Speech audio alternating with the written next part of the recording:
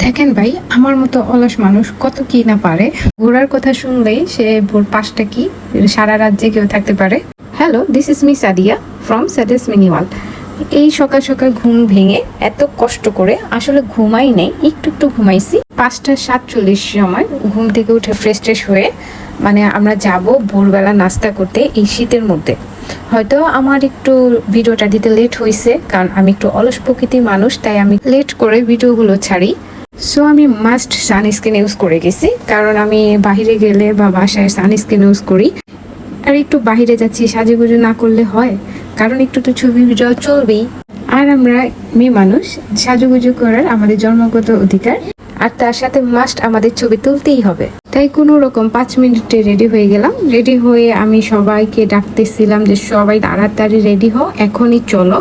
আমি চাচ্ছিলাম যে অন্ধকার থাকার সময়টা যেতে। আর এত ভোরে আমার বাবু ঘুম থেকে উঠে যে এত কান্নাকাটি শুরু করছিল, আমি কিন্তু ওকে ঘুম থেকে উঠাই নাই। আমি ভাবছিলাম ওকে ঘুমে ঘুমে আমি রেডি করাবো, কিন্তু ওর একটা স্বভাব খারাপ। আমি যদি ওর পাশ থেকে উঠে যাই, ও ঘুম ভেঙে যাবে। ও কিভাবে যে টের পায় সেটা আমিও বুঝি না।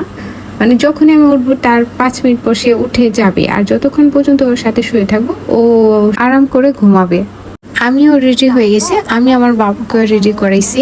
এই তো বাবুকে মানিয়ে টানিয়ে দেন আমি গেলাম সবাইকে খুঁজতে। সবাই যা যা রুমে রেডি হচ্ছিল, আর এই তো আমি ফুল রেডি। আমি এখন সবাইকে খোঁজার জন্য যাচ্ছি। দেখি তারা রেডি হতেই আছে, তো আমি চশমা ভুলে গেছিলাম, আমি চশমাটা পরে নিলাম। আর এখানে দেখি আমার ভাবিরা সবাই রেডি হচ্ছে। এই তো সবাইকে দেখি এত সুন্দর করে রেডি হচ্ছে, তাই আমিও তাদের সাথে একটু ফিনিশিং করলাম।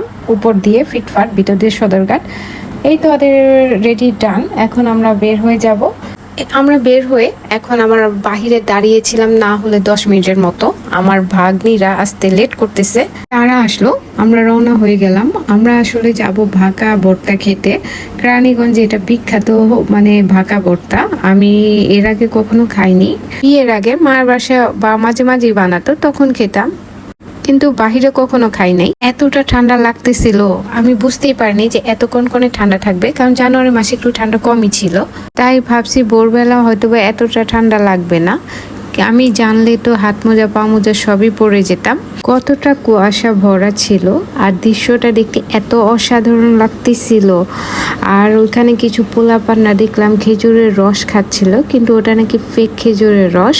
দেন আমরা সানরাইজ ক্যাফেটার সামনেই থামছিলাম। সে আমার ভাইয়ের বউ বললো যে এখানকার ভাকা ভর্তা নাকি তেমন একটা ভালো না, তার পিছনে একটা আছে, সেটার খাবার নাকি খুবই মজার। এই হোটেলটার নাম ছিল ইনসার আলী খুদের ভাকা। তাদের হোটেলের পিছনে এত সুন্দর একটা দৃশ্য ছিল, খুবই সুন্দর একটা জায়গা, দেখেই মনটা ভরে যায়। আর এত শান্তি লাগে, এই ভোরবেলার মধ্যে এত সুন্দর দৃশ্য দেখে এতটা শান্তি লাগতেছিল যে বোঝাতে পারবো না। আসলে ভোরবেলা ঘুম থেকে উঠে এসব জায়গাতে যাওয়া উচিত, সবারই যাওয়া উচিত। আমরা ঢাকা শহরে 4 দেওয়ালে থাকতে থাকতে না এইগুলো আমরা দেখতে পাই না। তাই আমি সবাইকে বলবো মাস্ট বি, সবারই উচিত এরকম ভোরবেলা কোথাও এরকম গ্রামে ঘুরতে যাওয়া, আর এসব জায়গাগুলো দেখা। ফুলকপি আমার অনেক পছন্দের একটা সবজি। সুন্দর সুন্দর ফুলকপিগুলো যে ধরেছিল, আমার এগুলো প্রত্যেকটা ছিঁড়ে ছিঁড়ে নিয়ে আসে খুব শখ ছিল, কিন্তু মালিক ছিল না। থাকলে আমি মনে হয় সব কয়টাই ছিঁড়ে নিয়ে চলে আসতাম। আমাদের সবার অনেক পরিমাণ ক্ষুধা লাগছিল। দেন আমরা ইনসার আলী খুদের ভাকা হোটেলের ভিতরে চলে আসলাম। ঢুকেই দেখি সবকিছু রেডি করাই ছিল, আর তারা ভোরবেলা রান্না করেই রাখে। অনেক মানুষ হয়। আমরা যে সময়টা গেছিলাম সে সময়টা খালি ছিল। দেন একটু সকাল হওয়াতে দেখি অনেক অনেক মানুষ ছিল। আগে না গেলে বসার জায়গাই হতো না। দেন এটা আমাদের ডিমটা ভেজে দিল। ভাকার সাথে ডিম ভাজা খেতে কিন্তু খুবই মজা লাগে। তো আমরা সবাই মিলে আগে আগে জায়গাতে, ভালো জায়গাতে বসে গেলাম, যেখান থেকে ভিউ দেখা যাচ্ছিল বাহিরের কুয়াশা। এত সুন্দর ভিউর সাথে ছিল আমাদের ভাকা ভর্তা, ডিম ভাজা। ট্রাস্ট মি গাইস, এতটা মজা ছিল। ফাহিম কিন্তু ভাকা ভর্তা তেমন একটা খায় না, কিন্তু সেদিন খেয়ে সে আরেক প্লেট অর্ডার করছে। এত মজা ছিল, আমরাও 1 প্লেট খেয়ে আবারও নিছি। আর এত মজার খাবার খাওয়ার পর 1 কাপ চা ছাড়া তো হবেই না। তাই আমরা সবাই মিলে আবার চা খাওয়ার জন্য বসে গেলাম বাহিরের দিকে। আর চাটা ছিল মালাই চা। এত সুন্দর ভিউটাতে চা খেতে কি যে ফিলিংস লাগতেছিল, চা খেয়ে একটু সামনের দিকে যাই, সামনের দিকে যেয়ে দেখি এত সুন্দর সরিষার ফুল ফুটেছিল। তার পাশে দেখি সানরাইজ ক্যাফটা, মানে ভিতরটা খুব সুন্দর লাগতেছিল। আমরা সেখানে ঢুকে পড়লাম, আর হচ্ছে আমার ভাবিরা, আমার ভাগ্নিরা, তারা হচ্ছে নৌকা সেই রাইডটাতে চড়বে। আর আমি বলছি যে এত সকাল সকাল এই নৌকাতে আমার চড়তে ইচ্ছে করতেছে না, আমি যাব না। তারা নৌকাতে চড়ে গেল, আর আমি এখানে রিক্সাতে বসে বসে দেখতেছিলাম। বাই দ্য ওয়ে, রিক্সাটা কিন্তু সাজানো রিক্সা ছিল না, এটা কিন্তু রিয়েল রিক্সা ছিল।